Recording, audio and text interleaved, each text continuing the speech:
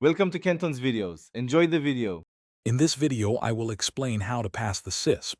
First, establish a clear study schedule.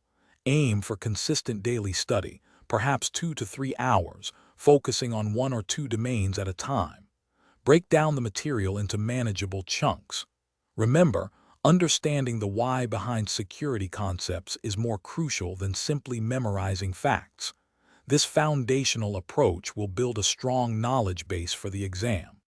Next, gather your essential resources. The official CISSP CISSP study guide is indispensable. Complement this with a reputable video course to gain different perspectives on complex topics. Engage with online forums to clarify doubts and learn from others' experiences. Crucially, take multiple full-length practice exams. This helps you manage your time effectively and identify areas needing more attention before the actual test. On exam day, approach each question strategically.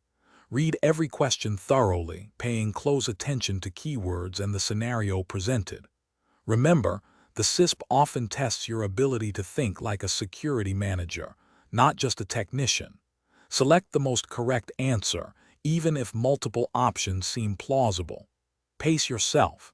With 125 to 175 questions, aim for roughly 1 minute per question to ensure you complete the exam. After completing the exam, you'll receive a preliminary pass or fail result right away. If you pass, congratulations. The next step is the endorsement process.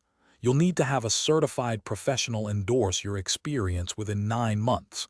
Once endorsed, remember to maintain your certification by earning continuing professional education credits.